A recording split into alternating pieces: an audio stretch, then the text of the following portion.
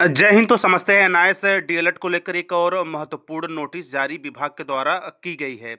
इसी क्रम में यदि दूसरे पक्ष पे देखा जाए तो एनआईएएस डीएलएड सुप्रीम कोर्ट में अपने जीत की सुनवाई के अंतिम दौर से गुजरते हुए एक मजबूत स्थिति में है और यह पूरी संभावनाएं जताई जा रही कि आगामी जो डेट लगी है उसके होते होते एनआईएएस डीएलएड को नए साल के साथ वैलिडिटी मिल जाएगी। इसी क्रम में जो है कि शिक्षा विभाग के द्वारा एनआईएएस डीएलएड को लेकर अभी आपने देखा होगा कि पिछले महीने में एक जांच के तौर पर ऑफिशियल ऑर्डर जारी किया गया था, जिसका कि बाद में जो है कि उसे वापस लिया गया। हालांकि यह पूरी तरह से स्पष्ट उसमें नहीं हो सका कि यह जो है प्रक्रिया कब से प्रारंभ होगी, लेकिन विभाग की तरफ से उस पे पूरी तरह से रोक लगाते हुए जो है कि अंतरिम आदेश तक उसे स्थगित कर दिया गया है। तो इसी क्रम में एक क्या बल्कि दो महत्वपूर्ण लेटर जारी हुए, जिसका विश्लेषण मैं आप लोगों के साथ इस छोटी सी वीडियो के माध्यम से साझा करने वाला हूं। और इसको हम इस तौर पर भी समझेंगे कि क्या इसको हम गंभीरता से लें या फिर हल्के में। इसके साथ साथ इस ऑफिशियल लेटर में मेंशन किया गया है और इस तरह के लेटर जारी करना स्पेशली एनआईएएस डीएलएड को लेकर क्या एक निंदनीय है या फिर एक खतरा है। तो सभी महत्वपूर्ण जो है कि जानकारी मैं प्रमाणित जो है कि साक्ष्यों के आधार पर आप लोग के समक्ष रखने वाला हूं, जहां से कई सारी चीज़ें बिल्कुल क्लियर होंगी। तो इसके पहले अभी आज से ठीक 2 दिन पहले यदि देखा जाए तो कार्यालय जिला शिक्षा पदाधिकारी कैमूर भभुआ की तरफ से जो है कि यह ऑफिशियल लेटर 20/11/2024 को जारी किया गया है। जी हाँ, ठीक 2 दिन बाद मैं यह जो है जानकारी आप लोग के साथ साझा कर रहा हूँ। वरन जैसे ही लेटर जारी होता है ठीक उसी समय मैं आप लोग के साथ जानकारी इसलिए भी नहीं साझा कर सकता क्योंकि उस लेटर का जांच पड़ताल भी करना होता है, क्योंकि अभी वर्तमान समय में आप देख रहे होंगे कि कई सारे जो है कि फेक लेटर भी वायरल होते हैं। तो इसी क्रम में जांच पड़ताल के बाद जो नैतिकता के पराकाष्ठा पे, जो सत्यता के और तथ्यता के पराकाष्ठा पे चीज़ें बिल्कुल परफेक्ट उतरती हैं, उन्हीं चीज़ों को आधार बनाकर मैं जानकारियां आप लोग के समक्ष रखने का पूर्णतया प्रयास करता हूं। तो इसी क्रम में जिला कार्यक्रम पदाधिकारी स्थापना कैमूर भभुआ और सेवा में यहाँ पे आप देख सकते हैं सभी प्रधानाध्यापक प्रारंभिक विद्यालय कैमूर। यहाँ पे सभी कैमूर जो कि भभुआ के अंतर्गत विद्यालय आते हैं या भभुआ जिले के अंतर्गत विद्यालय आते हैं, उनके सभी विद्यालयों को लेकर यह ऑफिशियल लेटर जारी किया गया है। और यहाँ पे आप देख सकते हैं विषय के अंतर्गत राष्ट्रीय मुक्त विद्यालय शिक्षा संस्थान से डीएलएड की योग्यता प्राप्त किए हुए बीपीएससी अंतर्गत नियुक्त विद्यालय अध्यापक की सूची उपलब्ध कराने के संबंध में।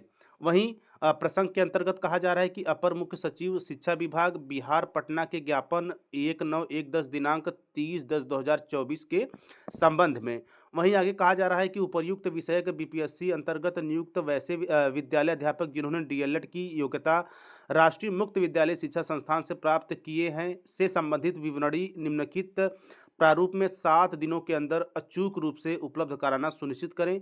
यानी कि अचूक रूप से, यानी कि 1 हफ्ते के अंदर इसको जो है कि विभाग को देना ही देना है। यह स्पेशली जो कैमूर या हम कह सकते हैं कि भभुआ के अंतर्गत जितने भी प्राथमिक विद्यालय हैं और जितने भी एनआईएएस डीएलएड कैंडिडेट सेलेक्ट हुए हैं।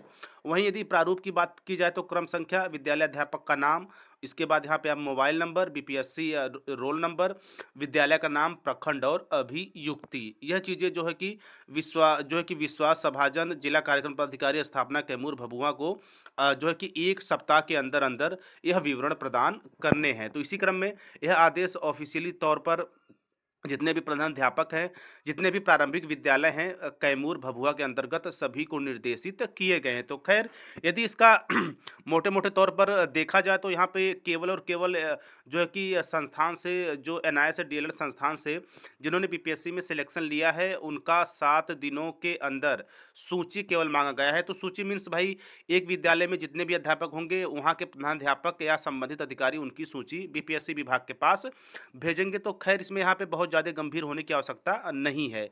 यदि मेरा व्यक्तिगत राय देखा जाए तो इस तरह के जो है कि ऑफिशियल चीज़ें होती रहती है, लेकिन केवल और केवल एनआईएएस डीएलएड को लेकर इस तरह के बार बार विभाग के द्वारा जो है कि ऑफिशियल लेटर जारी किया जाना, सूची मांगे जाना एवं ऐसे डॉक्यूमेंट की मांग करना जो कहीं न कहीं असंभव सा प्रतीत होता है, काफ़ी निंदनीय है।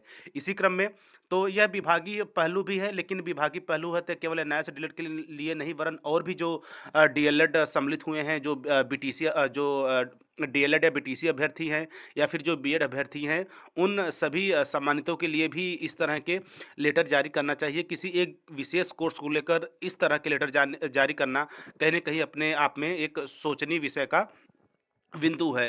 तो ख़ैर विभाग ने इसको जारी कर दिया है और इसमें बहुत ज़्यादा हमें जो है कि गंभीर होने की आवश्यकता नहीं है, इसको बिल्कुल हल्के में लेना है। सूची देना है तो संबंधित प्रधानाध्यापक या फिर संबंधित अधिकारी बीपीएससी को सूची भेज देंगे कि हमारे विद्यालय में इतने शिक्षक और इतनी शिक्षिकाएँ एनआईएस डीएलएड से बीपीएससी में अपनी जो है कि सेवाएँ सरकारी विद्यालयों में दे रहे हैं।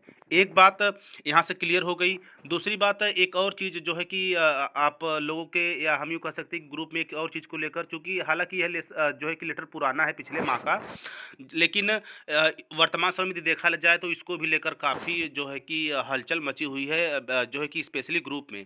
तो इसका अभी मैं मोटे-मोटे तौर पर जानकारी स्पष्ट कर देता हूँ। तो देखिए, इसमें कहा जा रहा है कि सूचना का अधिकार अधिनियम 2005 के तहत वांछित सूचना उपलब्ध कराने के संबंध में, जी हाँ, ये जो आरटीई 2005 है उसके अंतर्गत आप हम कह सकते हैं कि एक आरटीआई डाली गई थी, जिसके जवाब के संबंध में यह हुआ है और उसी के आधार पर लोक सूचना पदाधिकारी शाखा पदाधिकारी बिहार लोक सेवा आयोग पटना की तरफ से जो है कि यह जो है कि जवाब जो है रिसीव हुआ है।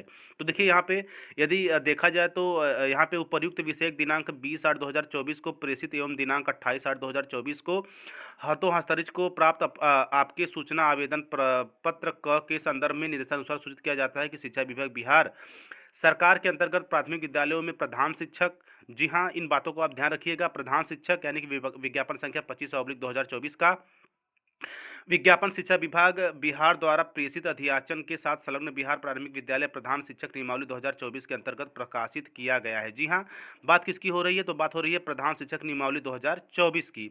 इसके साथ साथ यदि विज्ञापन की कड़ी का 3 शैक्षणिक योग्यता की बात की जाए, यानी कि अनिवार्य अर्हता एवं उम्र सीमा के अंतिम पारा में स्पष्ट रूप से उद्धृत है कि कोई भी शिक्षक आयोग द्वारा आयोजित परीक्षा में भाग ले सकता है, बशर्ते उसके पास सरकारी प्रारंभिक विद्यालय में न्यूनतम 8 वर्षों का शिक्षण अनुभव हो। यानी कि प्रधान जो शिक्षक है, या हम यूँ कह सकते हैं कि जो विज्ञापन संख्या 25/2024 निकली थी बिहार प्रारंभिक विद्यालय प्रधान शिक्षक नियमावली 2024 के अंतर्गत, उसमें केवल जो है कि इन पदों के लिए वही आवेदन कर सकते हैं कि जो जिनके पास सरकारी विद्यालयों में पढ़ाने हेतु 8 वर्ष का अनुभव हो।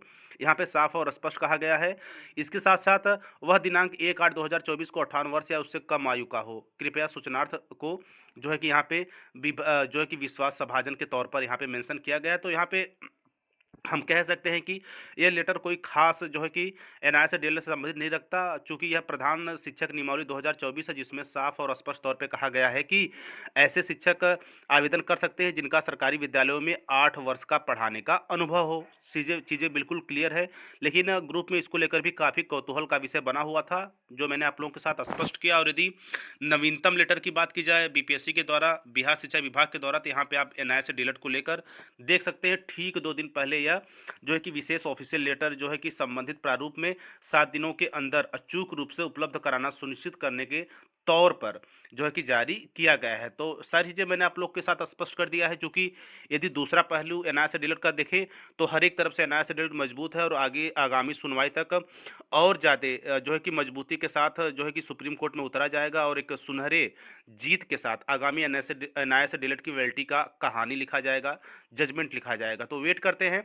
इसके साथ साथ लगातार सहयोग करते रहिए और करवाते रहिए, ताकि जो एनआईए से डीएलएड हमारी केस की सुनवाई सुप्रीम कोर्ट में है उसे हम और ज़्यादा, हम तो वहाँ व्यक्तिगत रूप से जा नहीं सकते, बट अपने जो है कि एक केस को मजबूती प्रदान घर बैठे हम कर सकते हैं। तो बिल्कुल लगातार करिए भी और करवाइए भी। तो इन्हीं जानकारियों के साथ अभी के लिए बस इतना ही। तो मिलते हैं नेक्स्ट वीडियो में नेक्स्ट इन्फॉर्मेशन के साथ। तब तक स्वस्थ व्यस्त और मस्त रहिए। जय हिंद, वंदे मातरम।